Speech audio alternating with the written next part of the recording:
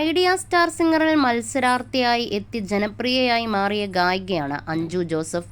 Reality ഷോയ്ക്ക് ശേഷം നിരവധി സിനിമകളിൽ പിന്നണിയായി പാടിയിട്ടുള്ള ഗായിക ഇപ്പോൾ ലൈവ് ഷോകളും മറ്റുമായി തിരക്കിലാണ്.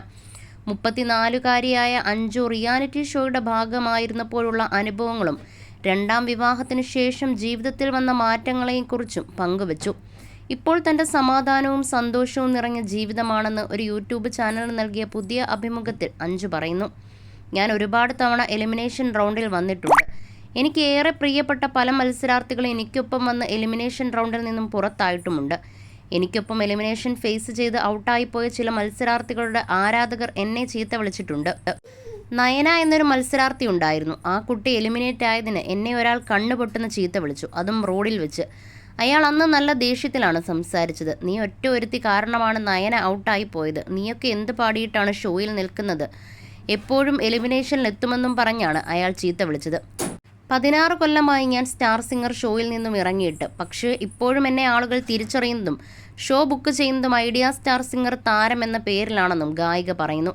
ലൈവ് ഷോകളും റെക്കോർഡിങ്സും ഞാൻ നിരവധി ചെയ്യാറുണ്ട്. പക്ഷെ അതൊന്നും സിനിമയായി കൺവേർട്ട് ചെയ്യണോ, ഒരുപാട് സിനിമകളിൽ പിന്നണി പാടാനോ എനിക്ക് പറ്റിയിട്ടില്ല. സിനിമയിൽ പാടിയാൽ മാത്രമേ നമുക്ക് വാല്യൂ ഉള്ളൂ എന്ന് തോന്നുന്ന സമയമുണ്ടായിരുന്നു.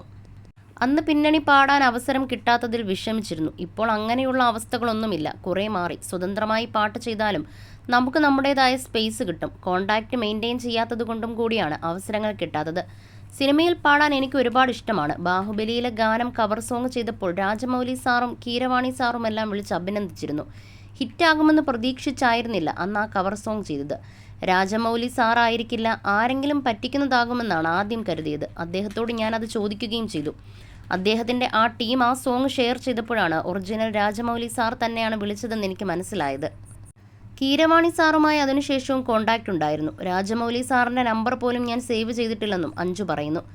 ആദ്യ വിവാഹം പരാജയപ്പെട്ട ശേഷം ഏറെക്കാലം അഞ്ജു സിംഗിൾ ലൈഫിലായിരുന്നു ജീവിച്ചിരുന്നത്. അതിനുശേഷം അടുത്തിടെയാണ് സുഹൃത്ത് ആദിത്യയെ അഞ്ജു വിവാഹം ചെയ്തത്.